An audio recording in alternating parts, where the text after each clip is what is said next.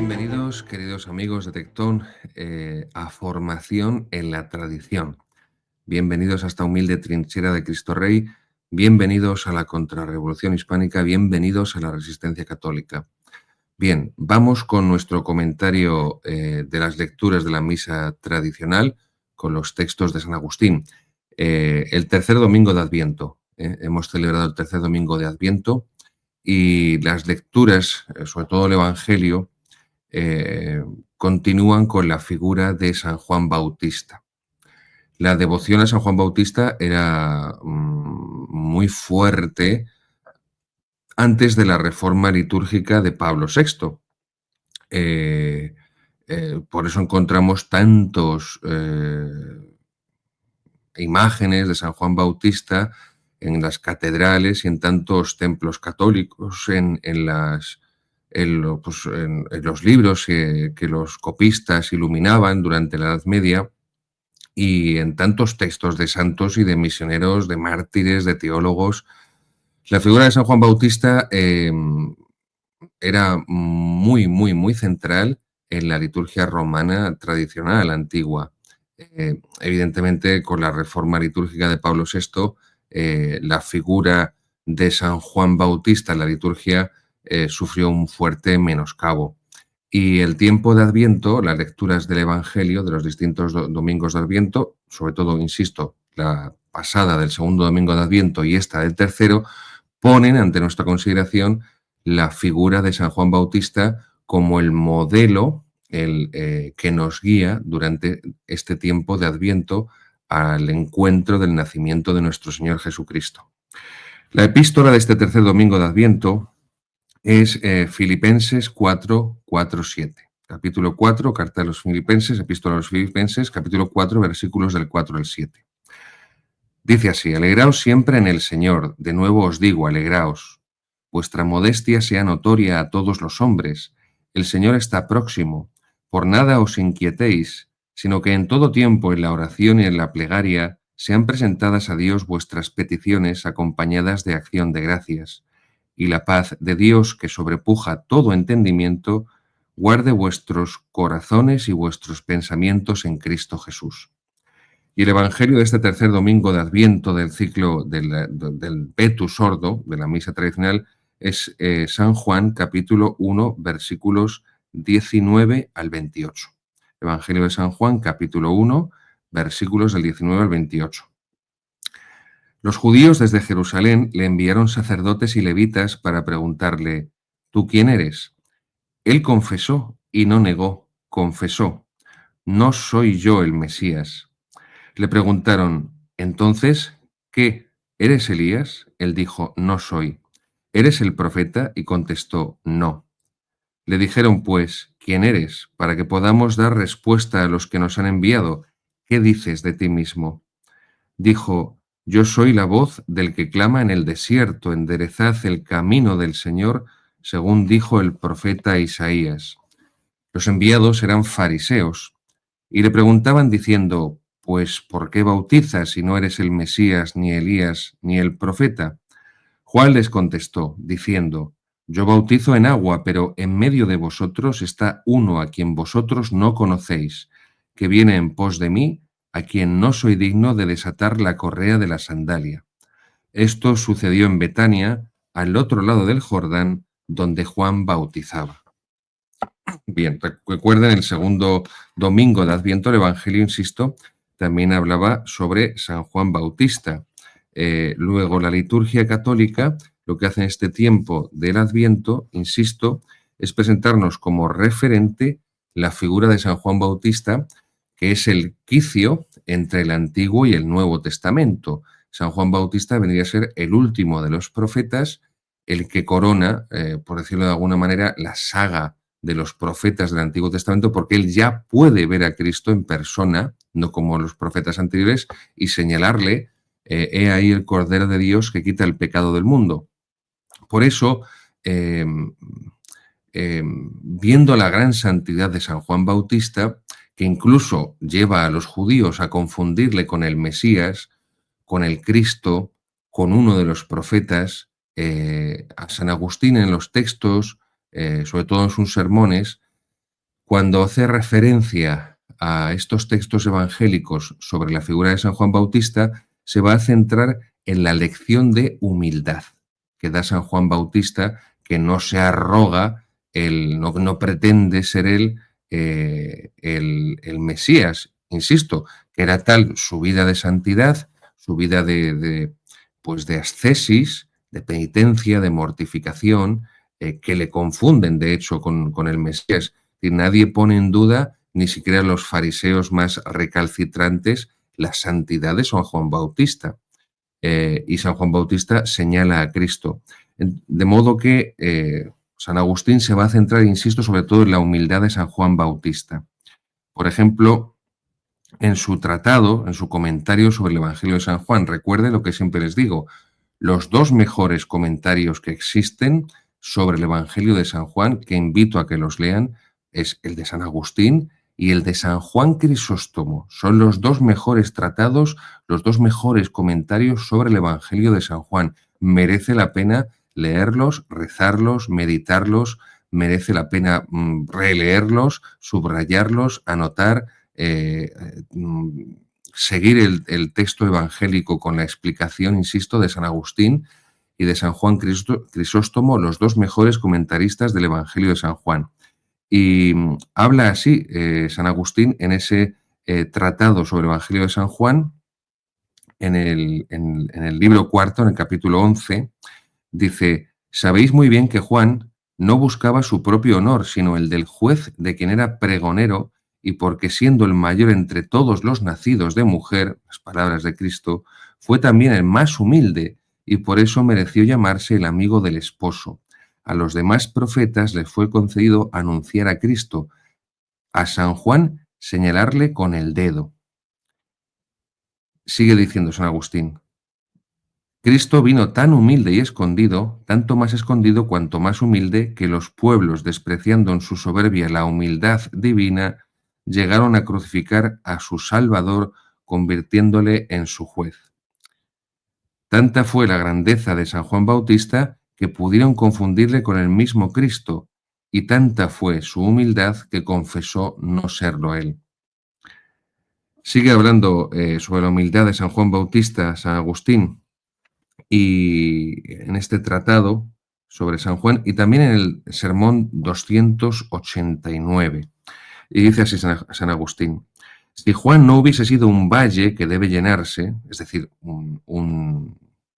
por decirlo de forma más gráfica, un pozo de humildad, sino un monte que ha de ser allanado, esa soberbia que debería ser quitada, hubiera encontrado aquí la ocasión de un fraude, haciéndose pasar por el Mesías». Porque estaban todos predispuestos a pensar, a creer que lo era.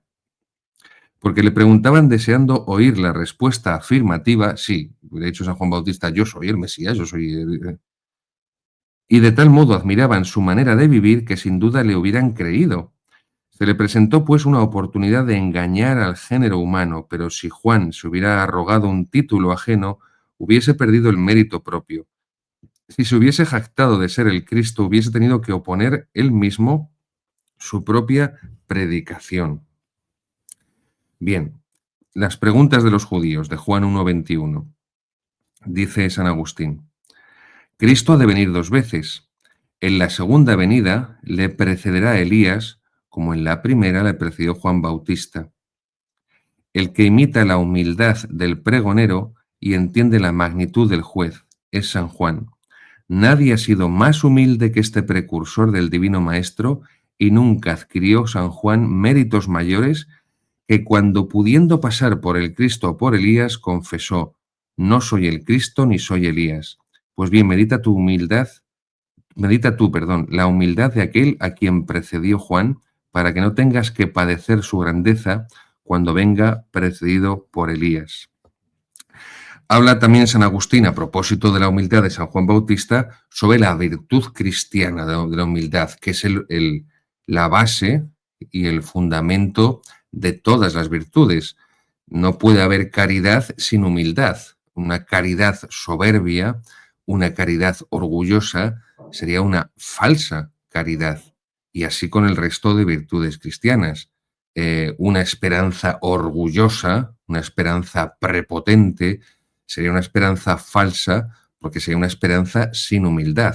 Es verdad, como dice Santo Tomás de Aquino en la Suma Teológica, la Secunda Secunde, que la caridad es la forma de las virtudes, la forma virtutum, es cierto, pero también es verdad que hay una, por decirlo de alguna forma, previa, una virtud previa, que es la humildad. El padre Orlandis, Ramón Orlandis, jesuita, fundador de Escola Cordis Jesu, cuando los jesuitas creían en Dios, Padre, Hijo y Espíritu Santo, y no sabemos en qué leches creen, hablaba de humildad humilde, humildad humilde. La humildad humilde gusta de esconderse, no gusta de ser vista. Es lo propio de la humildad. Y aquí explica San Agustín cómo los paganos no podían conocer esta virtud de la humildad. Y explica refiriéndose a los filósofos paganos antiguos. Los que nadan entre muchas aguas no se acercan a Dios. Las muchas aguas son la pluralidad de las doctrinas filosóficas. La de Dios, la doctrina de Dios, es sólo una, la del bautismo, doctrina salvadora con la que somos regados por el Espíritu Santo. Muchas aguas, muchas doctrinas, como la casualidad, el hado. ¿Cuál es el agua que emana de la más íntima vena de la fuente de la verdad divina? La que nos enseña a confesar, y cita el Salmo 31, confesaré a Dios mi pecado y tú perdonaste mi iniquidad. Esta es el agua del corazón humilde, agua de vida del que se desprecia a sí mismo sin presumir ni atribuirse nada a su poder soberbio y vano. Esta es el agua que no encontraréis en los libros extraños de los filósofos epicúreos, de los estoicos, de los maniqueos o de los platónicos. Allí ciertamente hallaréis doctrinas y mandamientos excelentes, pero no encontraréis nunca la humildad. Recordemos que cuando el primer filósofo cristiano, San Justino, del siglo I, hable de las famosas semina verbi, que después han sido manipuladas por la teología progresista, modernista, la Nouvelle Théologie, diciendo que hay semina verbi en todas las religiones. Es falso porque una religión falsa es una religión falsa. Entonces un árbol malo no puede dar frutos buenos, esto es así. Se está refiriendo San Justino no a las religiones del paganismo, se está refiriendo a los filósofos paganos. Esto lo he dicho muchas veces, pero tenemos que tenerlo muy claro porque es la manipulación en la que se someten a los seminaristas en tantos seminarios, luego esos seminaristas sean sacerdotes, obispos, cardenales y dejemos de subir en la escala jerárquica y venderán en la predicación, en la catequesis o en cualquier sitio que los semina verbi son las semillas de verdad de Dios, las semillas de verdad divina, del verbo que hay en todas las religiones. Y es completamente falso. San Justino se refiere con las semillas del verbo, las semillas de la verdad de Dios, de la verdad divina, a la filosofía pagana antigua. Lo que había de verdadero en la filosofía pagana antigua, evidentemente, sobre todo en la griega.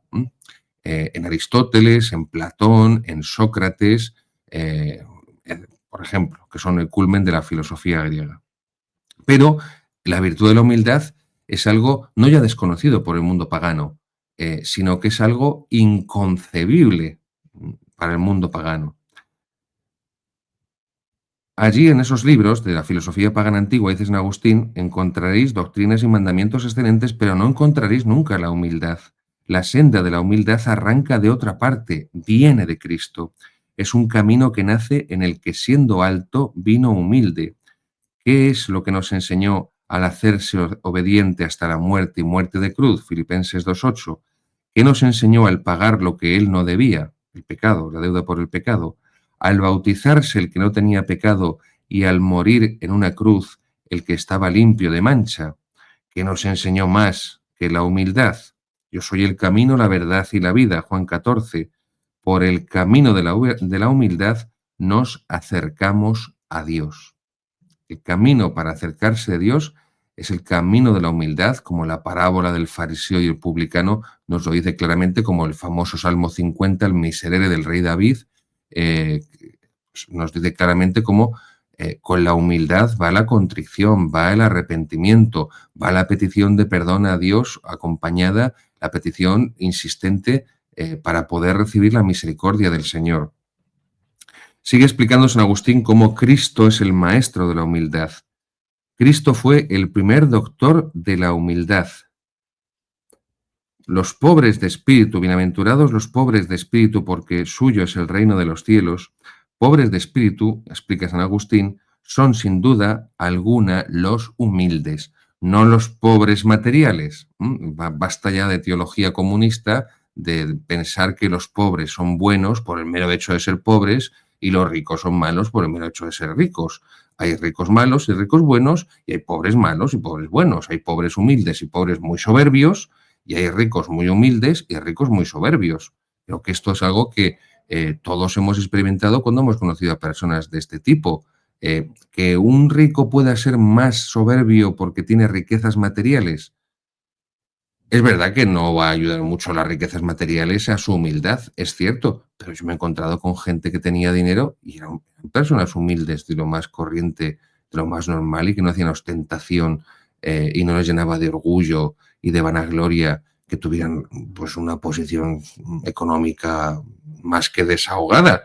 Y yo me he encontrado con personas muy, iba a decir humildes en el sentido de con recursos económicos muy limitados, pero que eran tremendamente soberbias. O sea, no podemos caer en estas simplificaciones propias del marxismo, porque si no convertimos a los pobres en una categoría de salvación, que es lo que hace el marxismo, y esto es mentira, es falso, y convertimos a los pobres, como hace la teología de la liberación y la teología del pueblo, en un lugar de la revelación, en un lugar teológico, una fuente de la revelación. Y los pobres, por el mero hecho de ser pobres materialmente, no por ello son más humildes. Y recordemos las palabras de la Madre Teresa de Calcuta, que repitió no hace mucho el Papa León XIV, que la mayor pobreza que existe es desconocer a Jesucristo. En el occidente actual, es el occidente económicamente más rico, más acomodado de toda su historia, y eso que todos los gobiernos masónicos que tenemos en Occidente están empobreciendo a la clase media, la están destruyendo con las subidas de impuestos continuas para alimentar ese elefantiásico Estado liberal, masónico, globalista, que está empobreciendo a las capas más, pues eso, las clases medias, que no me gusta utilizar el lenguaje de las clases sociales porque es un lenguaje marxista, pero bueno, para que nos lo entendamos todos. Pero no obstante, el occidente actual es el occidente más desahogado económicamente de toda su historia, y es el occidente más descristianizado y más amoral de toda su historia, con el mayor índice de suicidios, con un consumo de antidepresivos, de ansiolíticos cada vez mayor, con una desestructuración familiar completa, con montones de problemas psicológicos y psiquiátricos. Luego, realmente no estaba equivocada para nada la Madre Teresa de Calcuta, que sí sabía lo que era la pobreza y los pobres cuando hizo esta afirmación, insisto, que repitió el Papa León XIV recientemente. La mayor pobreza que existe es desconocer a Jesucristo. Luego, la mayor riqueza, por contraste, que podemos existir, que podemos poseer, tener, es conocer y amar a Jesucristo. Sigue explicando San Agustín cómo Cristo es el maestro de humildad, y también no solo con su doctrina de la humildad, sino por supuesto con su propio ejemplo de vida. Al ver que el Padre se lo dio todo a Cristo, quizás temas tú porque eres un impío, pero si quieres alcanzar las riquezas de Dios, no las busques por medio de la avaricia, búscalas por la humildad. Todo, dice Cristo, todo me ha sido entregado por el Padre. Si quieres los tesoros de Dios Padre, por mí y en ti tendrás al Padre. Esa es tu mayor riqueza, y para ello tendrás que entrar por la puerta estrecha. No temas, no te pondré cargas imposibles. Es un diálogo que está representando San Agustín en la predicación. Este es el sermón 188, un diálogo entre Cristo y el alma. Esto es muy propio de los sermones de San Agustín. En mitad de la predicación, pues hace, en muchas ocasiones, hace en la predicación un diálogo entre Dios, entre Jesucristo y el alma. ¿Quieres ser grande? Comienza por hacerte pequeño. ¿Piensas construir un edificio colosal? Dedícate primero a el cimiento. Y cuanto más elevado fuese el edificio que quieres levantar, tanto más honda debes preparar su base. El edificio va subiendo, ya llega a las alturas, pero primero el que cavó los cimientos se hundió en lo profundo. Los edificios, antes de llegar a la excelsitud, se humillan. El remate se levanta airoso después de la humillación. Cuanto más alto se construye un edificio, más profundos tienen que ser sus cimientos. Cuanto a mayor santidad estamos llamados, es porque mayor tiene que ser la humildad a la que tenemos también que ser, a la que somos llamados para que se sustente ese edificio espiritual del resto de las virtudes. Y claro, los cimientos no se ven, pero es que de ellos depende todo el edificio. Por eso la humildad gusta de ocultarse, no de pavonearse. Mirad qué pobre soy, mirad qué víctima soy, cómo me han hecho esto o lo otro. Este es el camino, marcha por la humildad y llegarás a la eternidad. Estas son las frases. Benedicto XVI, gran lector, gran conocedor, grandísimo estudioso de toda la obra de San Agustín, tiene mucho este tipo también de frases, que son de un estilo muy agustiniano, en el sentido de las sentencias. Son como frases, como disparos, que además se quedan muy, muy grabados en el alma. Este es el camino, marcha por la humildad y llegarás a la eternidad. Por la humildad a la eternidad. Dios es la patria a donde vamos. Cristo hombre el camino que nos conduce a ella. Vamos a Él y por Él. ¿Temes todavía equivocar el camino?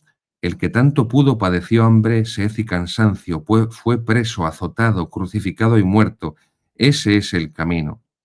Aprende pues, oh hombre, y conoce a qué extremos de humildad llegó Dios por ti. Aprende la humildad de Belén, esa lección tan grande que te da un maestro todavía sin habla. En el paraíso tuviste la facundia que pudieron tener los hombres, y aquí tu Creador se ha hecho un niño y aún puede dar la suya, el de madre. Tú, en aquel vastísimo lugar de ricos bosques que era el paraíso, te perdiste desobedeciendo por el pecado.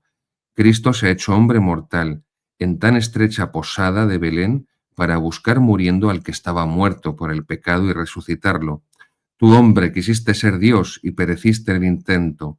Él, Dios y hombre, quiso serlo y te salvó. Tanto pudo la soberbia humana que necesitó la humildad de Dios para poder curarse. Cristo se va a humillar encarnándose, naciendo en el pesebre de Belén, para curar la soberbia del hombre, que fue lo que le llevó a pecar, que es el pecado demoníaco, satánico por excelencia, el pecado de soberbia. Pasa después San Agustín a hablar de los 3 actos de la humildad. Si se dan cuenta, buscando esos textos de San Agustín, al final recoges un auténtico tratado sobre la virtud de la humildad. ¿Quién es soberbio? El que no hace penitencia confesando sus pecados para curarse con la medicina de la humildad. ¿Quién es soberbio? El que lo poco bueno que posee se le atribuye a sí mismo, menospreciando la misericordia divina. ¿Quién es soberbio? El que, aunque atribuya a Dios lo que Dios le dio, sin embargo insulta a los que no lo recibieron y se coloca por encima de ellos. Atended bien para entenderlo perfectamente. Primero, todo hombre o mujer debe hacer una penitencia saludable, pero una penitencia que sirva para corregirse y no para burlar a Dios. Recuerden en el programa anterior cuando nos explicaba el Catecismo de San Pío X que el tiempo de Adviento es un tiempo de penitencia, es decir, es un tiempo de conversión. Penitencia en latín significa arrepentimiento. Cuando después de esta penitencia haya comenzado ya a vivir bien, debe meditar hondamente, no sea que atribuya a sus propias fuerzas lo que pudiera tener de bueno, y dar gracias a aquel de quien ha recibido el poder vivir santamente, al que le llamó e iluminó.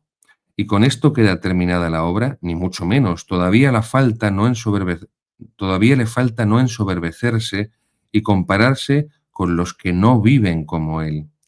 Tal es la doctrina cristiana. Nadie obra el bien si no es por la gracia de Dios. Esto es un golpe de flotación a la herejía del pelagianismo, de Pelagio, el monje Pelagio británico, que sostiene que el hombre puede ser bueno si la ayuda, no tiene necesidad de la gracia de Dios para obrar el bien. Lo que el hombre hace de malo es suyo, lo que hace de bueno se lo debe a Dios.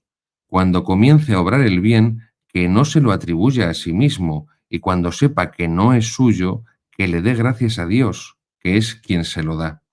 y cuando sea justo, que no insulte al que no lo es, ni se ensalce sobre él. La gracia de Dios no se ha agotado en ti, y todavía sobra alguna para ese pobre. Habla San Agustín de cómo ese primer acto de humildad es reconocer que todos somos pecadores, pero no así en plural, en general, no, tú, cada uno de nosotros, yo. La lucha de esta vida, dice San Agustín, no permite a nadie vivir sin pecado. Nuestra paz, dice en el sermón, en la ciudad de Dios, esto es de la ciudad de Dios, en el capítulo 20, en el número 27. Dice así San Agustín: nuestra paz consiste en estar con Dios aquí por la fe, después cara a cara. Pero esta nuestra paz actual es más bien consuelo en la miseria que alegría en la felicidad. Hasta en nuestra justificación verdadera, puesto que nos lleva a la vida eterna, influye en mayor parte el perdón de los pecados que la perfección y las virtudes. Testimonio de ello es la oración que nos enseñó el Señor: perdona nuestras deudas. Deudas, que no es lo mismo que ofensas. Pero bueno, no vamos a entrar a explicar eso. Oración destinada no precisamente a aquellos que viven con una fe muerta, sin obras, sino principalmente a los que viven con la fe que obra por la caridad. Gálatas 5. Y es que la razón sometida a Dios, pero encerrada en este cuerpo corruptible que tanto agobia el alma, no domina por completo la concupiscencia, por lo cual esta oración, perdona nuestras deudas, es necesaria para los justos también. Pues ciertamente, aun cuando dominen sus vicios, no lo hacen sin lucha, y así ocurre que en este lugar de flaqueza siempre se escapa algo incluso al que lucha bien, y así todos pecamos, si no descaradamente, por lo menos con charlas ligeras y con pensamientos pasajeros. Aun cuando venzamos, no hay paz completa, porque los vicios que se resisten pelean en lucha brava y peligrosa, y los que están dominados no nos dejan permanecer en tranquilo ocio, sino que requieren de vigilia constante. ¿Quién sino el soberbio puede presumir de que no necesita pedir a Dios perdónanos nuestras deudas? Ese hombre no es grande, sino que está hinchado y es fatuo, a quien justamente Dios resistirá, porque da su gracia a los humildes. Bien, habla también San Agustín en el sermón 135 de que los mismos santos han cometido pecados, exceptuando, por supuesto, a la reina de los santos, que es la Santísima Virgen María, corredentora y medianera de todas las gracias para nuestro querido amigo Trucho. ¿Quién es el que no tiene pecado? Comenzad por los sacerdotes. Dios les dijo: ofreced primero el sacrificio por vuestros pecados y luego por los del pueblo. Levíticos 16, Hebreos 7. Pero quizá me diréis que eso se refería a los sacerdotes del Antiguo Testamento. Mirad, hermanos, porque Dios lo quiso, yo soy sacerdote y sin embargo me reconozco pecador, y con vosotros me doy golpes de pecho, y con vosotros pido perdón, y con vosotros espero que Dios me sea propicio. Pero quizá los santos apóstoles principales, corderos del rebaño, no tengan pecado. Pues ciertamente que lo tienen, dice San Agustín. Pero oíd al Señor, que es quien les manda y quien nos manda orar así: perdónanos nuestras deudas. Podréis arguirme que tal oración les fue enseñada cuando todavía eran débiles. No, se ordenó a la Iglesia y a ellos para siempre. Cierto que hasta la pasión de Cristo fueron débiles, y en ella más, puesto que 3 veces le negó San Pedro. Y gracias a que no continuaron preguntándole, me hace mucha gracia esto, una ironía de San Agustín, y gracias a que a San Pedro no continuaron preguntándole, pues de lo contrario hubieran continuado hasta hoy las negaciones. Cierto que después fueron santos y eximios los apóstoles, pero ¿vivieron sin pecado alguno? Preguntémoselo a ellos. Es lo que decía antes de esos sermones de San Agustín, que hace estas conversaciones entre Cristo y el alma. Ahora, en este sentido, entre Cristo y los apóstoles. Después que resucitó el Señor y fuisteis confirmados por el Espíritu Santo en Pentecostés, ¿dejasteis de pecar, apóstoles de Cristo? Contestadme, os pido. Entonces uno de ellos se adelanta a respondernos. ¿Y quién es? El más amado del Señor, el que descansó sobre su pecho. Juan 13. Ese va a hablarnos.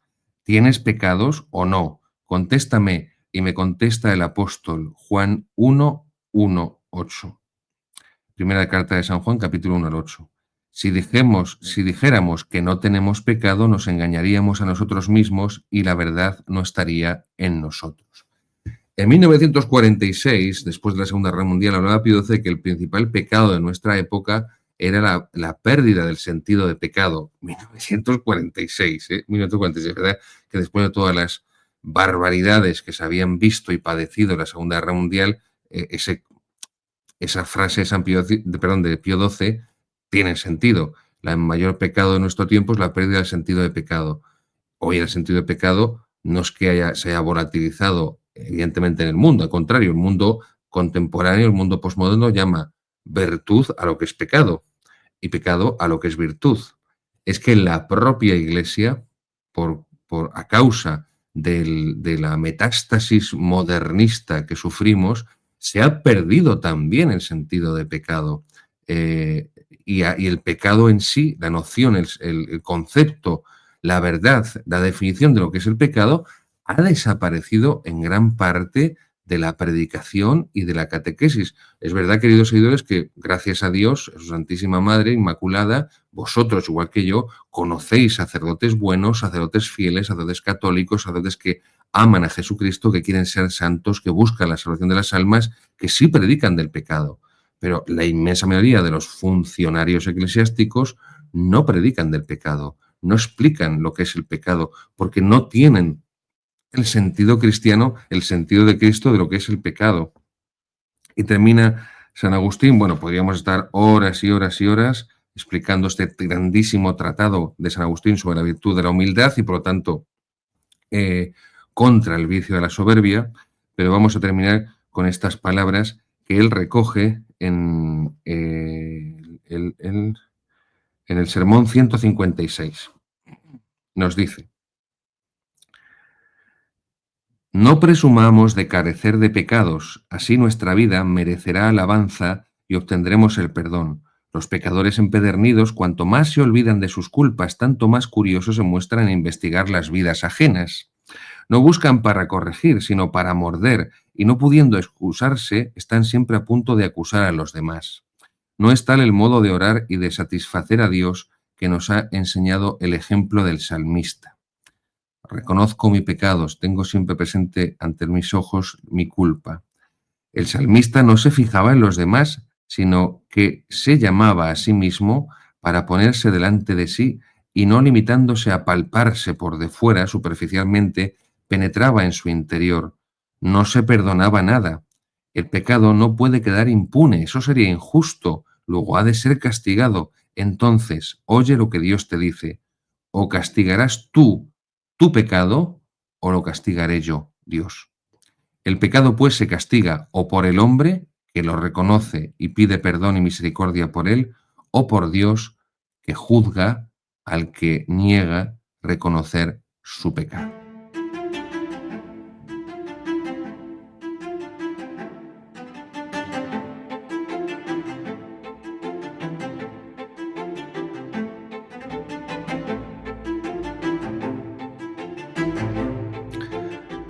Queridos amigos, estamos en la segunda sección de Formación en la Tradición, la explicación del Catecismo de Monseñor Atanasio Schneider, Credo, Compendio de la Fe Católica.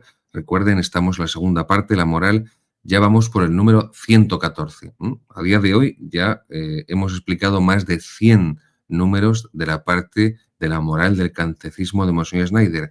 Esta parte que vamos a explicar hoy, recuerden, estamos explicando la virtud de la fe y estábamos ya con los pecados contra la fe, es tremendamente interesantísima lo que va a explicar hoy en esta parte Monseñor Atanasio Schneider, porque va a explicar lo que es la masonería.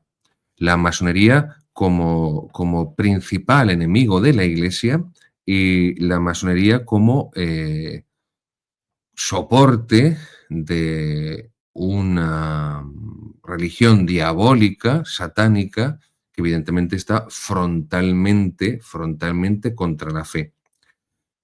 También he cogido algo de bibliografía que pasaré después a presentarles, porque es una cuestión, insisto, muy importante y necesitamos conocer bien qué es la masonería, la historia de la masonería, los hechos históricos en los que ha intervenido, los que ha participado, sus ramificaciones y lo que es su pensamiento. Y, por supuesto, las condenas de los papas en la masonería. Número 114. ¿Qué forma de falso culto a Dios ha sido condenada por la Iglesia de forma reiterada? Y dice, la masonería, condenada explícitamente por primera vez por el Papa Clemente XII en 1738. Este error pernicioso permanece bajo la más dura reprobación. Error pernicioso, error pernicioso. Recuerden que la fundación de la masonería fue en Inglaterra en 1717, por cierto, por parte de un pastor anglicano, Anderson. 1717, fundación de la masonería. 1738, prácticamente 20 años después, ya es condenada por los papas, en primer lugar por ese papa Clemente XII. Número 115. ¿Cuál es la razón fundamental del juicio negativo de la Iglesia sobre las asociaciones masónicas? Cita a Monseñor Atanasio Schneider a la Congregación de la Doctrina de la Fe en esa declaración sobre las asociaciones masónicas del 27 de noviembre de 1983. Esto fue una declaración que tuvo que hacer el cardenal Ratzinger porque el antiguo Código de Derecho Canónico, el anterior, el de 1917, el que se llama el Código Pío Benedictino, porque prácticamente lo hizo completo San Pío X, pero acabó promulgándolo Benedicto XV, que fue su sucesor. Había una condena concreta, nominal, de la masonería. En el Código Nuevo de Juan Pablo II, el que rige hoy en día, de 1983, la condena nominal a la masonería desaparece. En el siguiente programa, en la siguiente entrega, que seguiremos explicando la cuestión de la masonería como falsa religión, ya les leeré el número del Código del 17 de Derecho Canónico y cómo cambió eso en el Código del 83, omitiéndola. Y eso obligó a que el cardenal Ratzinger, entonces prefecto de la Congregación para la Doctrina de la Fe, tuviera que hacer esa declaración reiterando que sí, que la masonería estaba condenada. Entonces, ¿por qué? La pregunta es obvia, ¿no? Entonces, ¿por qué se hace desaparecer del código? Precisamente cuando la masonería cada vez está más fuerte y tiene más influencia. Son estas preguntas que a más de uno nos hacen pensar. Igual que Juan Pablo II, no recuerdo la fecha exacta, pero era 1979, en una de las catequesis de los miércoles de Juan Pablo II, él habla de que uno de los signos de los tiempos, sin duda alguna, de nuestra época es la acción de Satanás. Creo que era un día, un miércoles, 1979, pues porque fuera un miércoles que coincidiera 29 de septiembre, San Miguel Arcángel, y hablaba de la oración de exorcismo de San Miguel Arcángel, compuesta por León XIII, que se reza en la misa tradicional al final, después del último Evangelio de San Juan. Y decía que, bueno, que aunque se hubiera eliminado de la liturgia de la misa, pues que no, eso no quita que no se pueda rezar por su cuenta. Bueno, pues otra pregunta que habría que hacerse, que cabe hacerse. Es decir, qué casualidad que cuando todos más vemos desatada la acción del demonio en este mundo, coincida con que se eliminó esa oración de exorcismo a San Miguel Arcángel contra Satanás de la Santa Misa. Qué casualidad, ¿no? Qué casualidad. No digo que haya una relación matemática de causa-efecto. Se quita la oración de San Miguel Arcángel de la misa y se desata la acción del demonio.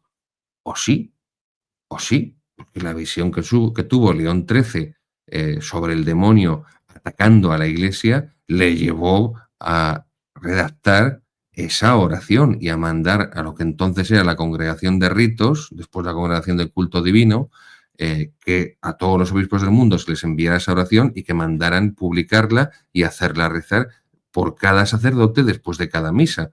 Pero bueno, número 116.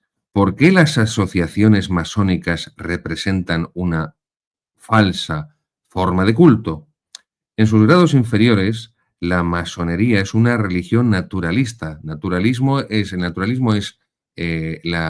el sistema filosófico, el sistema de ideas que sostiene que no existe más que lo material, es un materialismo, no existe el orden sobrenatural, el orden de la gracia, el orden divino, el orden de la revelación, no existe, solamente existe lo material, y por eso se llama naturalismo. El naturalismo en política es el liberalismo, el naturalismo en economía es el capitalismo y el naturalismo en teología es el modernismo. Recuerden esto, por favor, tomen papel y boli. Muchísimas personas, muchísimos seguidores me dicen que escuchan este programa de formación y atribución tomando apuntes, tomando notas. Pues escriban este esquema.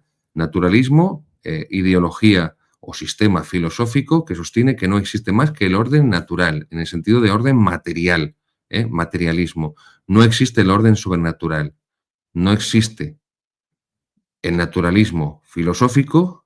En política es el liberalismo, el naturalismo filosófico en economía es el capitalismo, el naturalismo filosófico en teología es el modernismo. Esto da mucha luz para poder ver las ramificaciones y las mutaciones de este principal enemigo de la religión católica, de la religión cristiana, que es esa negación de Dios, del orden sobrenatural y de la acción de Dios en el mundo.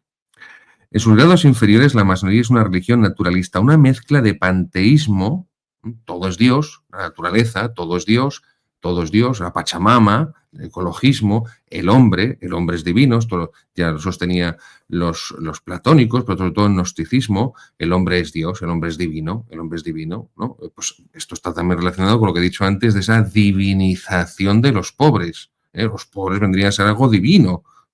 Bueno, Dios está en el pobre, eso es evidente, pero eso no convierte en divino al pobre.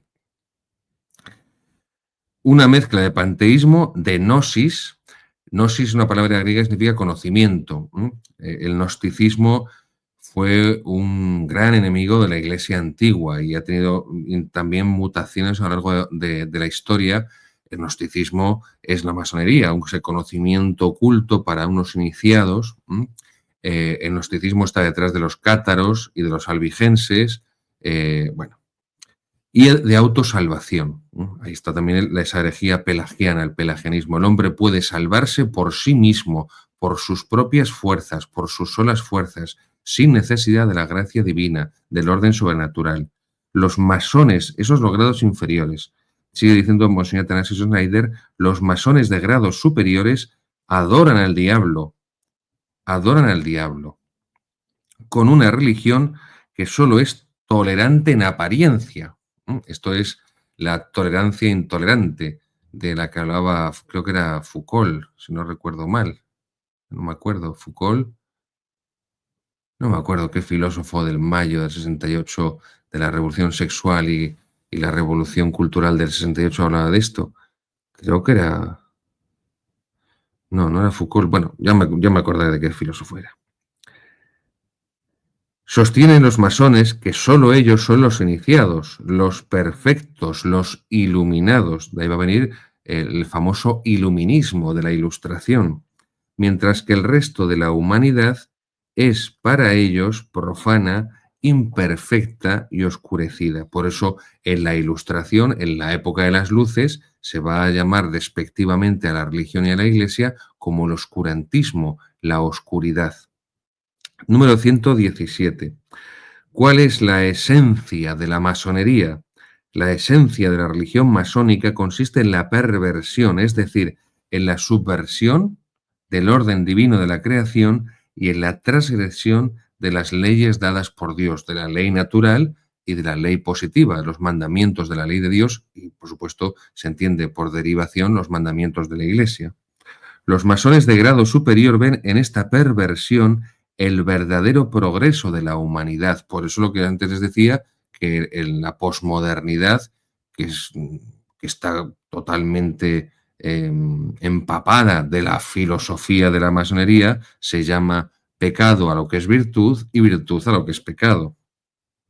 Los masones de grado superior ven en esta perversión el verdadero progreso de la humanidad, la construcción mental del templo de la humanidad. En lugar de la revelación de Dios, existe el secreto masónico y el ser humano finalmente se convierte en Dios. Esto es en definitiva. Seréis como dioses, Génesis 3:15, tampoco es algo nuevo, es evidentemente la tentación demoníaca. Número 118. ¿Podemos decir que la masonería es la antiiglesia? Y sin duda alguna responde categóricamente Snyder, sí, la masonería es una completa antiiglesia, donde todos los fundamentos teológicos y morales de la Iglesia Católica se convierten en su opuesto. Es decir, al anticristo le acompañará la antiiglesia, igual que la iglesia es el cuerpo místico de Cristo y el demonio es el mono de Dios, que lo único que puede hacer es intentar imitar a Dios, pero evidentemente a la inversa, en lo malvado. Con el rechazo de la revelación divina, la masonería también rechaza la ley natural. Por eso vemos la promoción del homosexualismo, de la ideología de género. Este es el punto exacto que conduce a todos los sistemas políticos e ideológicos totalitarios. Negar la ley natural implica negar el derecho natural. Es decir, la constitución cristiana, el orden social, el orden social de la sociedad, de la comunidad política. ¿Cómo se demuestra que la masonería es verdaderamente una secta? Número 119. ¿Cómo se demuestra que la masonería es verdaderamente una secta? Y aquí lo que hace a Snyder es reproducir el testimonio de Giuliano Di Bernardo, gran maestre de la logia masónica de Italia, gran logia regular de Italia, que hizo estas declaraciones en la radiotelevisión italiana, en la RAI, en el año 2001, el 11 de abril del 2001. Dicho palabras de un masón. ¿Cómo se demuestra que la masonería es verdaderamente una secta religiosa? Responde un masón, pero no un masón cualquiera que ha pasado por allí, acaban de ficharle, no, el gran maestre de la logia masónica de Italia. Uno se convierte en masón, dice, mediante la iniciación. La iniciación es un acto constitutivo a través del cual se le da al ser humano una dimensión que antes no tenía. Una analogía la encontraríamos en el sacramento del bautismo. No se nace cristiano, se hace cristiano mediante el bautismo. De la misma manera, uno se convierte en masón a través de la iniciación. Eso significa que se sigue siendo masón durante toda la vida, incluso si alguien más tarde rechaza la masonería, sigue siendo masón. Aun cuando se esté durmiendo, si es enemigo de la masonería, sigue siendo masón porque ha recibido la iniciación. Y la iniciación es un acto santo. Fijaros cómo invierten, cómo subvierten el sentido de la palabra santo, de la palabra sagrado, que es la palabra que mejor define a Dios. Como dice el Antiguo Testamento, santo, santo, santo es el Señor, Dios del universo. Por eso esa oración que define así a Dios, esas palabras de la Sagrada Escritura pasan a la liturgia católica de la Santa Misa. Es la definición de Dios, el Dios 3 veces santo, la santidad, el mayor atributo de Dios. Bueno, pues es verdad que ha habido y hay libros que relatan el testimonio de conversión de antiguos masones que han abandonado la masonería y han abrazado la fe católica. Pero es cierto que ellos mismos reconocen en esos libros lo que les costó salir de la secta. Número 120. ¿Cómo se demuestra que la masonería es una secta gnóstica y en última instancia satánica? Y aquí cita Monseñor Atanasio Snyder el gran diccionario enciclopédico de masonería y simbología, que tiene varios volúmenes, que está publicado por el masón Nicolás Aslan, un estudioso de la historiografía masónica. O sea, está tomando a Snyder las fuentes de ellos mismos, no de escritores antimasónicos, sino de ellos mismos, que dicen ellos mismos de sí mismos. Afirma este masón, 1. El anticristo es como el polo negativo necesario para toda la manifestación del progreso.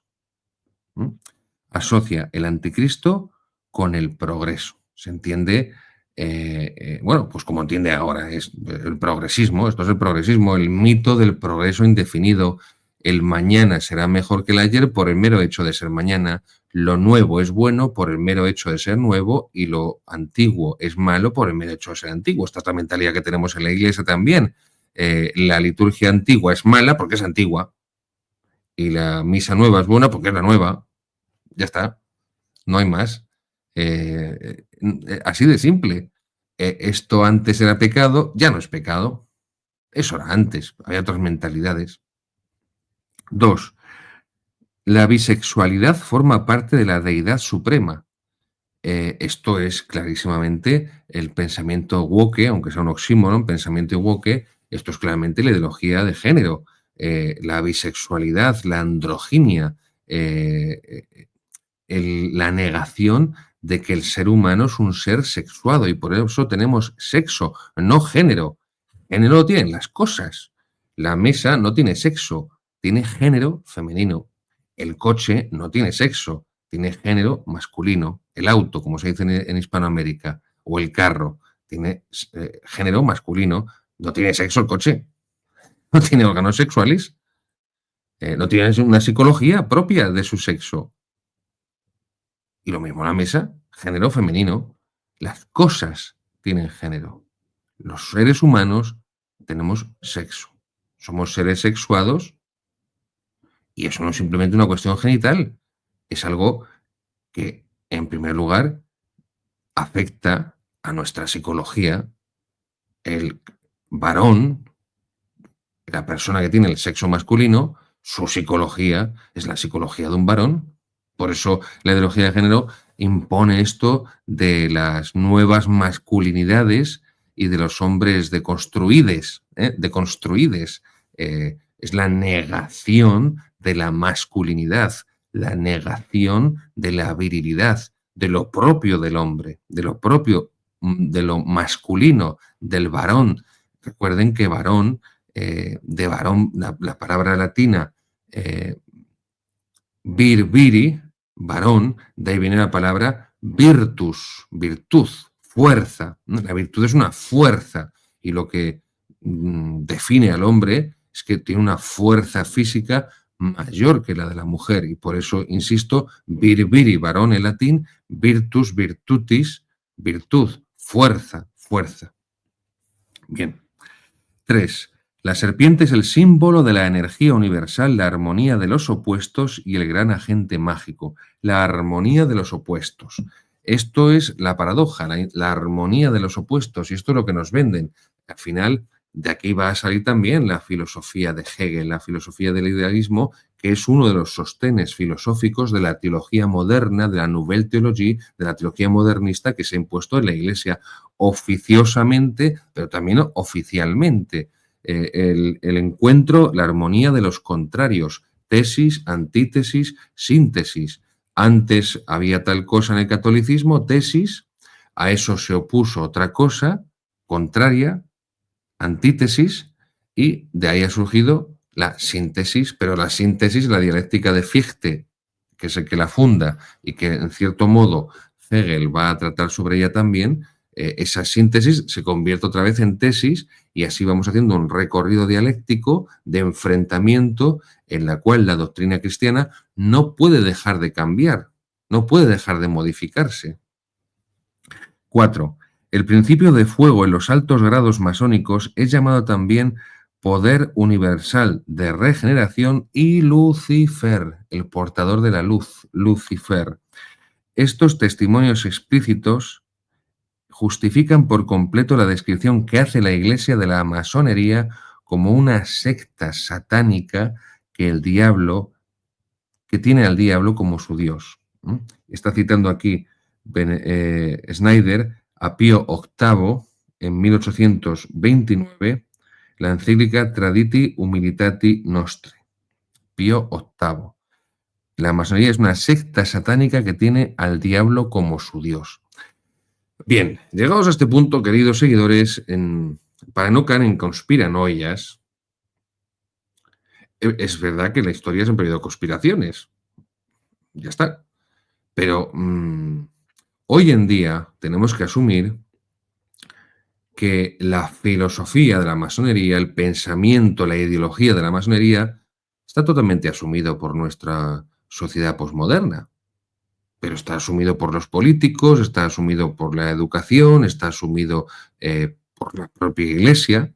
Y digamos que ya no se trata tanto de un grupos de señores que en las logias se esconden y hacen sus ceremonias satánicas e intentan influir moviendo los hilos de los medios de comunicación, del gran capital, la plutocracia, el dinero, los políticos, los partidos políticos, los sindicatos, para ir depositando la doctrina masónica en todos los lugares y en todas las instituciones y en todas las personas, sino que esa ideología masónica ya ha sido asumida, ya ha sido asumida. Tenemos que ser conscientes de que vivimos en unas sociedades, al menos en Occidente, que están totalmente trufadas de masonería, del espíritu de la masonería, de las creencias masónicas. Número 121. ¿Cómo ha descrito el magisterio de la Iglesia las acciones de la masonería? Y cita aquí Monseñor Atanasio Schneider al Papa León XIII en la carta apostólica Preclara Gratulationis Publicae de 1894. También es curioso, llama la atención, que los papas antes del Concilio Vaticano II todos hablaran de la masonería, y después del Vaticano II ningún papa hable de la masonería. No sé si alguna vez hizo referencia ya a Benedicto XVI. Creo que una o dos, puede ser, si no recuerdo mal, hablo de memoria, se refiere a ella algo así informal, ¿no? Algo así de forma más informal en alguna conversación. Pero llama la atención, ¿eh? Dice León XIII, resumiendo la esencia, los principios y las acciones de la masonería. Es decir, ¿qué es la masonería? Dice León XIII. Donde quiera que alcance a poner el pie, se introducen todas las capas del pueblo. Eso ya es obvio lo que les acabo de decir. En todas las instituciones del Estado. En fin.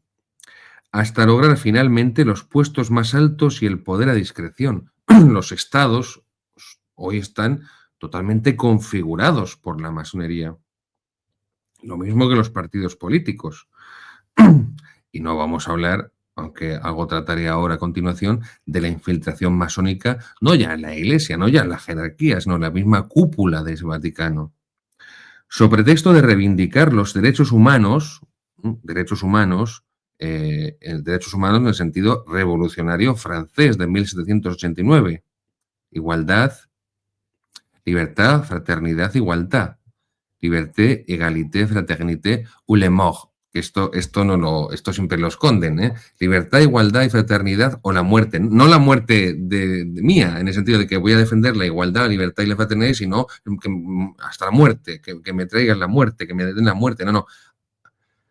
Liberté, égalité, fraternité ou la mort es el que no comulgue con esto va a la guillotina. Vamos a llamar a las cosas por su nombre y tomar los textos históricos explicando lo que realmente dicen, no manipulándolos, para que diga lo que nosotros nos gustaría que dijeran como propaganda. Sobre pretexto de reivindicar los derechos humanos y restaurar la sociedad, la masonería persigue encarnizadamente la fe cristiana. Esto es un ¿cómo decirlo? Un hecho histórico demostrado. La masonería siempre ha perseguido al cristianismo, siempre. No ya a los cristianos, ni siquiera a la propia Iglesia, sino al hecho en sí de la religión cristiana. Es una constante histórica en la masonería, la persecución de la fe cristiana. Repudia la doctrina revelada por Dios, recuerden, el naturalismo, la negación de la revelación de Dios. Tilda de superstición los ejercicios de piedad, los santos sacramentos y el resto de cosas sagradas. Se empeña en despojar de su carácter cristiano el matrimonio. Por eso digo que vivimos estados masónicos, porque han despojado no ya solamente el carácter cristiano, del carácter de matrimonio natural, según la naturaleza humana, admitiendo que dos hombres o dos mujeres sean también un matrimonio. La familia, la educación, la juventud, todo negocio público o privado, en arrancar el alma de los pueblos, del alma de los pueblos, todo respeto por la autoridad divina y humana. El gobernante es representación de Dios. Romanos 13:1. El origen religioso del poder, todo poder viene de Dios. Cuando se elimina el sentido cristiano del Estado, evidentemente, esto lo dice muy bien Pío XI en las Quas Primas, ¿Qué fundamento tiene la autoridad humana? El número de votos. Eh, Además, enseña la secta masónica que el hombre debe rendir culto a la naturaleza. Bueno, esto está escrito en 1894, no había todavía este fenómeno ecologista, panteísta de la Pachamama, de Laudato Si, de Laudate Deum, de todos estos textos heréticos completamente. Pero es cierto que ahí está hablando el Papa León XIII de esa divinización, de ese panteísmo, esa divinización de la naturaleza, del mundo, de lo material. Además, enseña la secta que el hombre debe rendir culto a la naturaleza, deduciendo de ella sola los principios y las normas de verdad, moralidad y justicia. Bueno, pero esto no lleva a la ley natural ni mucho menos, al contrario, ya lo ha explicado antes el Papa, la masonería subvierte la ley natural, el orden natural, que es el soporte del orden sobrenatural, del orden divino, del orden revelado, del derecho natural. De esta manera, como es manifiesto, se impulsa al hombre a la moral, se impulsa al hombre y a la moral a las costumbres de vida paganas, las que se hacen hoy día aún más licenciosas por los incentivos que se multiplican. Insisto, en 1894, que vamos a hablar hoy de ese paganismo, ese neopaganismo, esos neopaganos que son mucho peores que los paganos antiguos, porque los paganos antiguos desconocían a Cristo. Estos son neopaganos, es decir, son apóstatas, porque se supone que han conocido a Cristo, que han recibido el bautismo, que han conocido algo de la fe católica, que han nacido y se han criado en sociedades supuestamente cristianas o en un ambiente cultural cristiano, pero son poscristianos, son apóstatas. Es mucho peor un apóstata que un pagano. Bueno, pues los que se hacen hoy día más licenciosas estas costumbres paganas por los incentivos que se multiplican, pues ya no digamos con Internet cómo se ha multiplicado y con la sociedad del consumo y con el consumismo esto.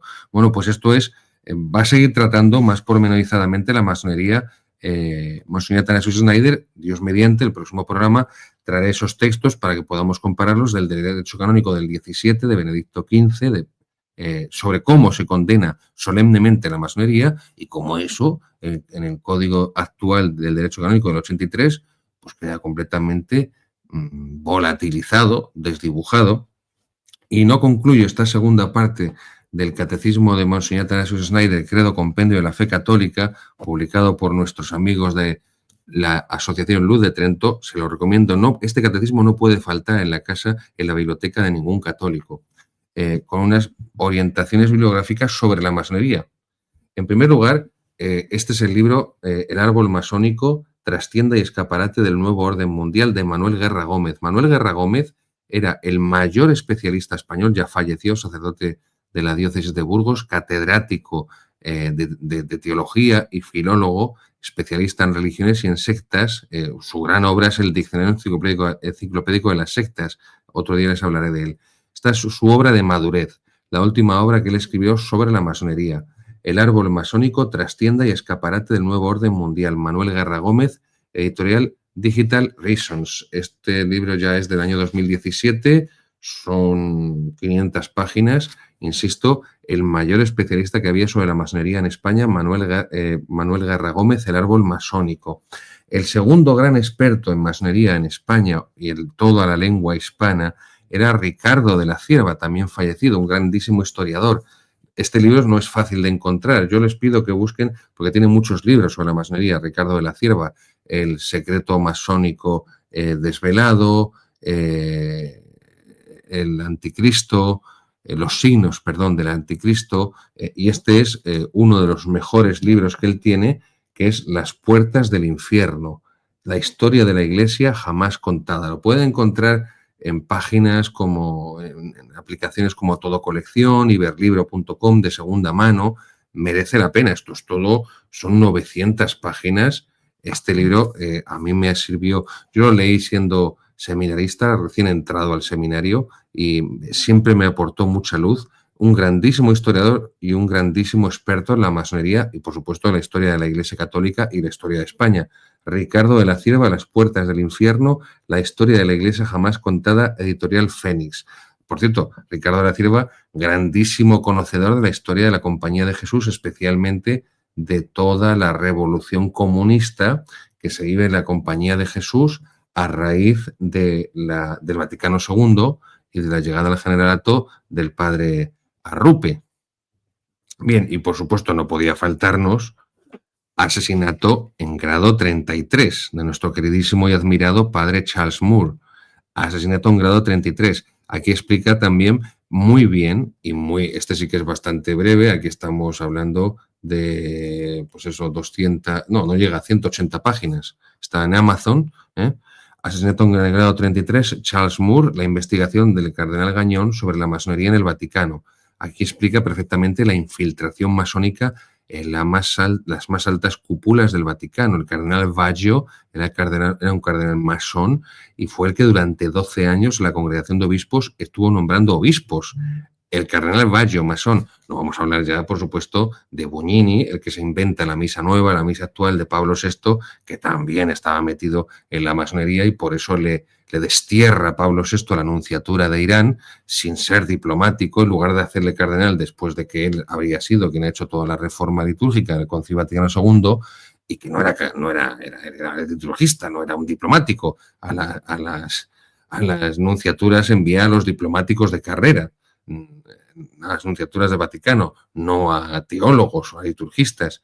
Y el más fácil de encontrar, y que es un magnífico compendio de un gran y admirado, y por supuesto, admirado y grandísimo amigo Alberto Bárcena, publicado no hace mucho y que es muy fácil encontrar, Alberto Bárcena, Iglesia y Masonería, las dos ciudades, editorial San Román. Aquí son 320 páginas, como mucho. Iglesia y Masonería, las dos ciudades, editorial San Román, Alberto Bárcena. Yo les diría que estos dos son los más actuales, los más recientes, los más fáciles de encontrar. Asesinato en grado 33 del padre Charles Moore, al que le mandamos un gran saludo desde aquí y le encomendamos nuestras oraciones. Lo mismo también a nuestro querido amigo Alberto Bárcena, Iglesia y Masonería, las dos ciudades, editorial San Román. San Román. Además, aquí en esta edición, Alberto Bárcena, aparte de explicar perfectamente toda la historia de la masonería y todas sus ramificaciones, hace un comentario a la encíclica contra la masonería. Ustedes a lo mejor no lo saben, queridos seguidores. Hay una encíclica papal contra la masonería. La escribió León XIII, la encíclica Humanum Genus. Ojalá algún día pueda explicarla, como expliqué la Quas Primas de Pío XI. Búsquenla, está en la página del Vaticano. Todavía no la han quitado, gracias a Dios en su infinita misericordia. Pero con el tucho en doctrina de la fe, cualquier cosa es posible. Cualquier cosa es posible. Humanum Genus, de León XIII. Ahí explica perfectamente lo que es la masonería y los frutos perniciosos que ha cosechado y que ha producido la masonería.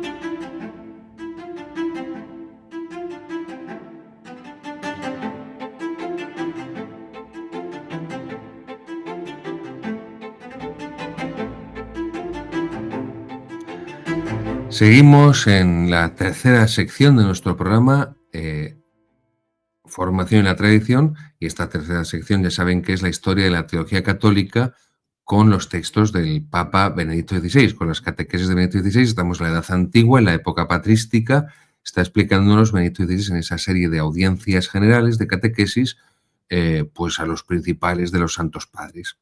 En esta ocasión va a hablarnos de San Máximo de Turín. Esto de los padres de la Iglesia, pues como todo, hay unos más famosos porque son más importantes, porque tienen más renombre, porque sus obras han tenido un impacto mayor, y hay otros pues que son más desconocidos, más, pues, no quiero decir de segunda categoría, pero bueno, ustedes me entienden. Y uno de ellos es San Máximo de Turín. San Máximo de Turín. Esta audiencia general, esta catequesis de Benedicto XVI sobre San Máximo de Turín es del 31 de octubre del año 2007. Por favor, como siempre les digo, entren en la página del Vaticano, busquen esta catequesis de Benedicto XVI, 31 de octubre del año 2007, San Máximo de Turín. Bien, nos explica Benedicto XVI que San Máximo fue consagrado obispo el año 398, justo el año antes de San Ambrosio. En teoría, hoy tocaría explicar, porque lo estamos haciendo cronológicamente, a San Ambrosio de Milán.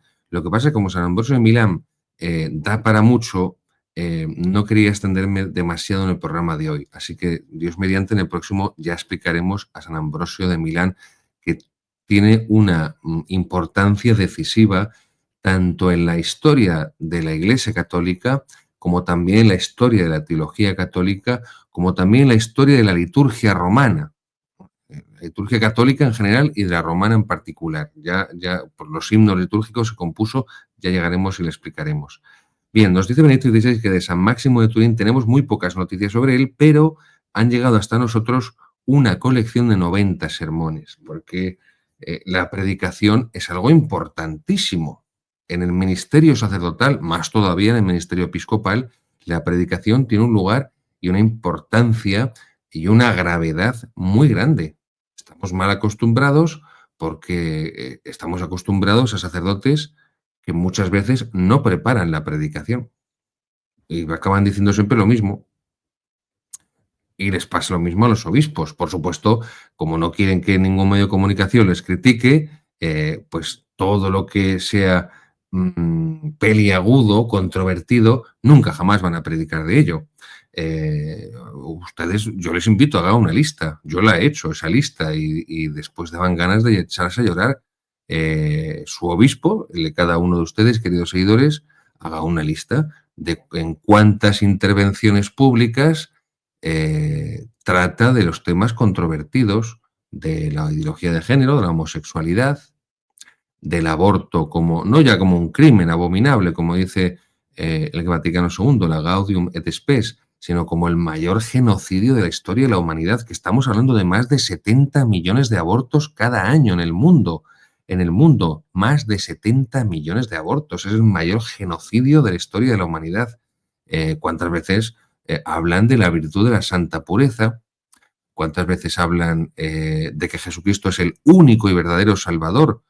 Que la Iglesia Católica es la única y verdadera Iglesia y que por lo tanto el resto de religiones son falsas, no llevan a Dios, no son caminos que llevan a Dios.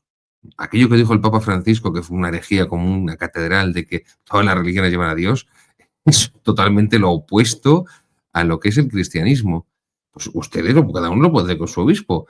En lo que el obispo predique aquí o allí, o escriba aquí y allá, en las intervenciones que pueda tener, pues todas estas cuestiones controvertidas en nuestro mundo ateo, posmoderno, anticristiano, apóstata, pues verán. Entonces es algo lamentable cómo se ha descuidado por completo el ministerio de la predicación. Yo a sacerdotes amigos con los que tengo confianza he tenido que regañarles por no prepararse la predicación. No porque yo me considere mejor, sino porque yo siempre he tenido muy claro, pues una gracia que Dios me ha dado, que no quiero ser soberbio y ponerme a dar lecciones a nadie, pero es que yo siempre he considerado que el sacerdote, que además se compromete a ello, la ordenación, tiene que prepararse la predicación. Tiene que preparársela, primero por respeto a Dios, porque la predicación forma parte de la Santa Misa en los días, evidentemente, en los que está instituido obligatoriamente la predicación. Véase los domingos, las fiestas de precepto, las fiestas de guardar, como decimos en España. El sacerdote tiene obligación de prepararse esa predicación a conciencia, primero por respeto a Dios, por respeto a la acción sagrada que es el santo sacrificio del altar y por respeto a los fieles. No puedo subirme a predicar al púlpito o al ambón, me da igual. No puedo subirme a predicar, ponerme a predicar sin haber preparado nada mínimamente. Pues me parece una falta de respeto hacia Dios primero y después hacia los fieles y después hacia uno mismo, porque es tu misión como sacerdote. Recuerda las palabras de San Pablo, la fe viene por la predicación, fides ex auditu. Así se ha transmitido el cristianismo, por la predicación, por la predicación. Jesucristo no dijo a los apóstoles, id y escribid. Les dijo, id y predicad, id y predicad. Vale, esa predicación se pone por escrito, de acuerdo, pero id y predicad. La transmisión de la revelación, la tradición apostólica.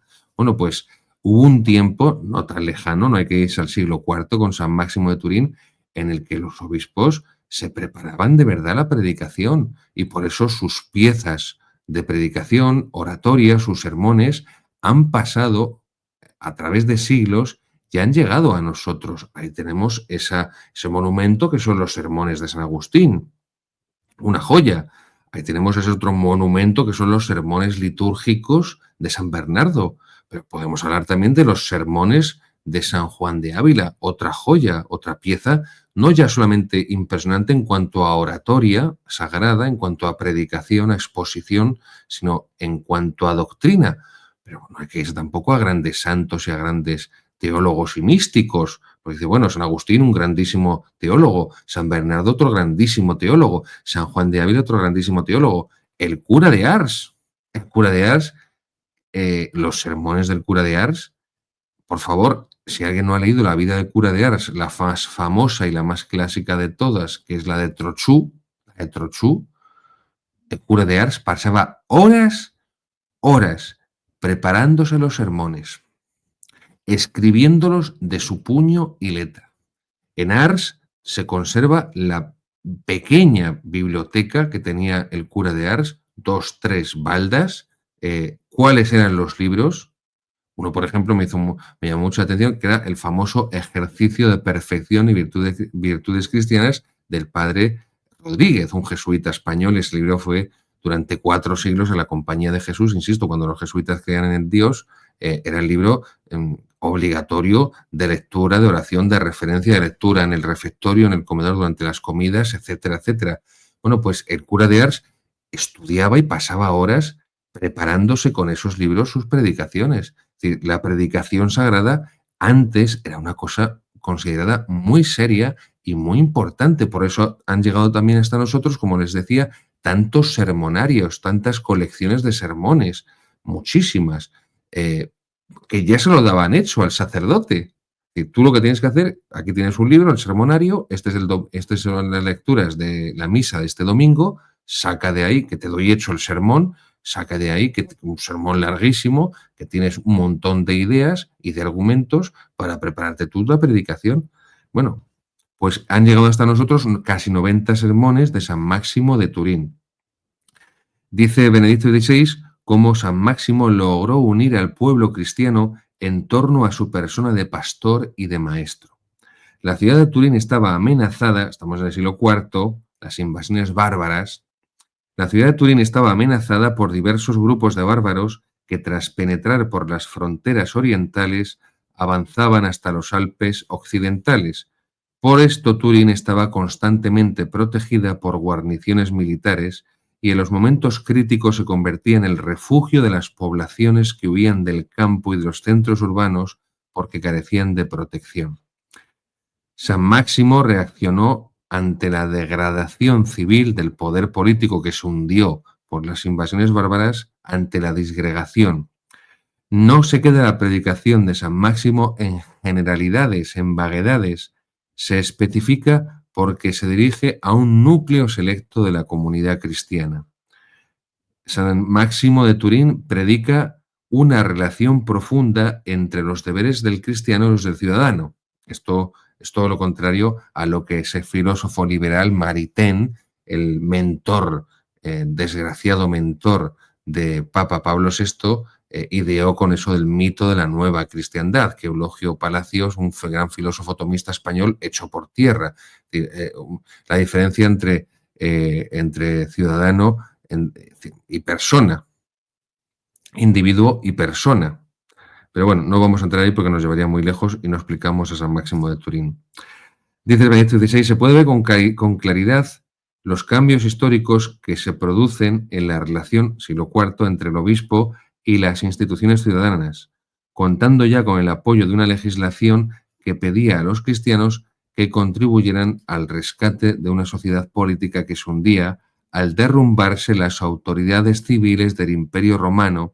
Se sentía San Máximo plenamente autorizado para ejercer el sentido auténtico del poder sobre la ciudad. Es decir, las invasiones bárbaras arrollan las instituciones políticas del Imperio Romano. ¿Qué queda en pie? La Iglesia. ¿Cuál es la única institución que los bárbaros respetan? La Iglesia. ¿Qué había hecho la Iglesia Católica? Asumir la estructura administrativa del Imperio Romano, las diócesis.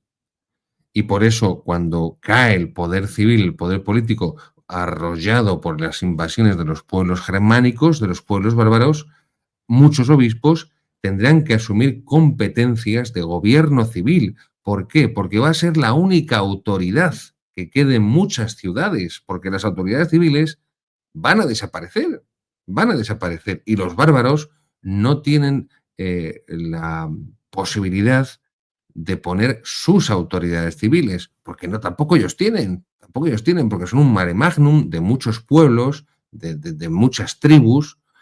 No pensemos que hay una unidad, los bárbaros son una unidad, no. Suevos, vándalos, alanos, vándalos asdingos, vándalos silingos, francos, burgundios, visigodos, ostrogodos, en fin, es todo un mare magnum de pueblos. Este poder será cada vez más amplio y eficaz hasta llegar a suplir la ausencia de los magistrados y de instituciones civiles. Esto es muy importante. Los obispos se convierten en los líderes indiscutibles y únicos que quedaban a cada pueblo, a cada pueblo. Y San Máximo, dice Benedicto XVI, se dedica a reavivar en sus fieles el amor tradicional a la patria. La pietas patria, la virtud del patriotismo. ¿Ven? Otra cosa, por lo menos en España, que los obispos jamás predican de ella. La piedad patria, la virtud del patriotismo. Bueno, tenemos obispos separatistas en Vascongadas y en Cataluña. Entonces, claro, pues un vasco, un no vasco no puede ser obispo en Vascongadas. ¡Viva la universalidad, la catolicidad de la Iglesia! Un no catalán no puede ser obispo en Cataluña. ¡Viva la catolicidad, la universalidad de la Iglesia! Bueno, esto es lo que tenemos. En suma, el tono y el contenido de los sermones de San Máximo implican una profunda conciencia de la responsabilidad política del obispo en unas circunstancias históricas específicas, porque el obispo es el centinela, eso significa episcopo en griego, centinela, guardián de la ciudad y de la Iglesia, evidentemente, claro, la ciudad de Dios, la ciudad de Dios.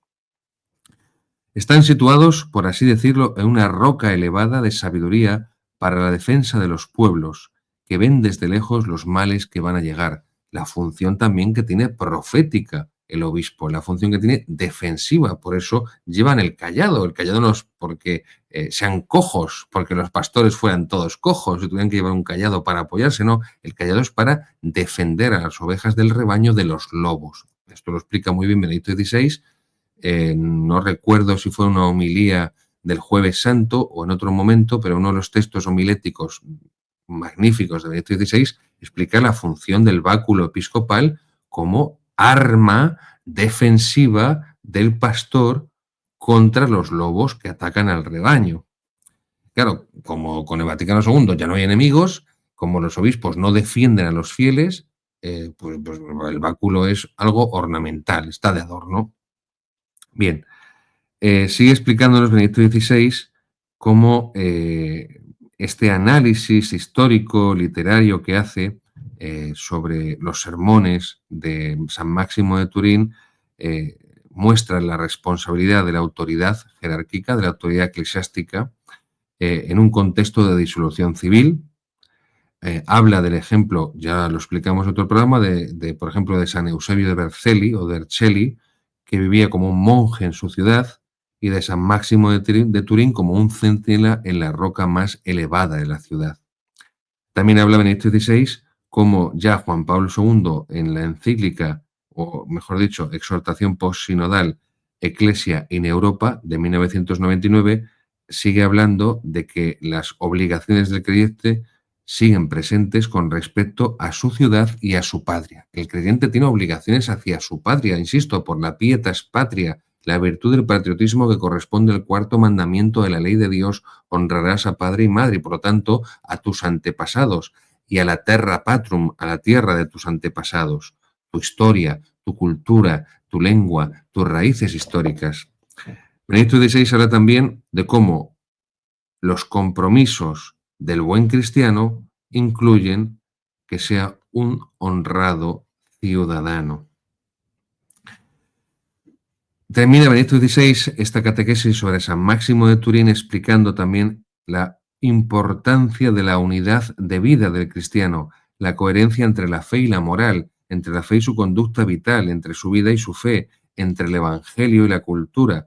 Cuando el Evangelio cristianiza una cultura, cuando el Evangelio penetra en esa cultura cristianizándola, evangelizándola, se puede decir que ese pueblo ya ha asumido en profundidad el Evangelio. Cuando desaparece la cultura católica, la cultura cristiana de un pueblo, ese pueblo ha caído en la apostasía. Y esto es la realidad que tenemos en los países antiguamente cristianos de Europa. Y termina citando el Vaticano II, la Constitución Gaudium et Spes, número 43, cuando habla de que los fieles deben afanarse por cumplir fielmente sus deberes temporales guiados por el espíritu del Evangelio. Es que esta es la misión del seglar, esta es la misión del fiel laico, la consacratio mundi, la consagración del mundo. Ellos, por su misma fe, están más obligados a cumplir cada una de sus obligaciones cristianas según la vocación a la que han sido llamados. Los fieles tengan un deseo cada vez mayor de ejercer en todas sus actividades terrestres, uniendo en una síntesis vital los esfuerzos humanos, domésticos, profesionales, científicos o técnicos con los bienes religiosos, bajo cuya altísima dirección todo se coordina para la gloria de Dios y por lo tanto para el bien de la humanidad. Todo lo que sea para la gloria de Dios redunda en bien de la humanidad y todo lo que no sea para la gloria de Dios redunda en un mal para la humanidad. Por eso la secularización de la cultura que se produce desde especialmente y más rápidamente desde la Revolución Cultural de 1968, por eso ha sido tan destructor para la religión católica, para la cosmovisión cristiana, porque ha destruido, ha desmantelado la cultura católica y la Iglesia jerárquica, los funcionarios eclesiásticos no han presentado batalla, no han luchado, no han hecho absolutamente nada por mantener la cultura católica de los pueblos. Entonces ha llegado una avalancha o una cultura anticristiana, anticatólica, inmoral, o mejor dicho, amoral, y la Iglesia ha dejado que le coman el terreno de la cultura y por eso impera ahora una cultura atea en estos antiguos países de tradición católica firmísima, no digo ya de siglos, en el caso de España, con más de un milenio, con más de un milenio. Eh, por eso la propia jerarquía eclesiástica tampoco ha suscitado intelectuales católicos para que evangelizaran la cultura y la Iglesia contemporánea pues, no tiene el menor interés en suscitar personas que evangelicen la cultura, que evangelicen el pensamiento, que se conserven el sentido de las tradiciones cristianas, de la Semana Santa, de la Navidad, de todo el calendario litúrgico. Por ejemplo, y voy a concluir ya, llama poderosamente la atención un fenómeno que se da en España, que es que cuanto mayor es el grado de ateísmo, cuanto mayor es la apostasía de la misa del domingo, cuanto mayor es el número de personas que conviven en pecado en lugar de recibir el sacramento del matrimonio, mayor es el número de personas que se inscriben en las cofradías y hermandades de Semana Santa. Evidentemente aquí hay un problema muy serio, muy grave, porque yo entendería que aumentar el número de los cofrades, de las, insisto, hermandades y cofradías de Semana Santa, lo entendería cuando hubiera una mayor asistencia a la misa del domingo, una mayor recepción del sacramento del matrimonio, del sacramento de la penitencia. Y esto es totalmente contrario. Luego se está produciendo una folclorización de la fe. Se está reduciendo la fe a un folclore vacío de sentido religioso. Por eso es tan importante la misión del obispo como episcopo, como centinela, como guardián, que tiene que suscitar esa cultura cristiana, que tiene que transmitir esa cultura cristiana, que debe contar y debe formar a sus sacerdotes para que difundan esa cultura cristiana. Y si esa cultura cristiana ya existe, pero se ha olvidado, se ha volatilizado, ha desaparecido, hay que recuperarla, porque además la cultura cristiana está directamente unida a la celebración del misterio cristiano, que es la Sagrada Liturgia, la Santa Misa. La Santa Misa. Recuperar el sentido sagrado de la misa, recuperar la reverencia, la sacralidad, el sentido de misterio de la Santa Misa, es el primer paso para volver a llenar de contenido católico, de sentido religioso, trascendente, sobrenatural, todos los elementos de la cultura cristiana de nuestros países.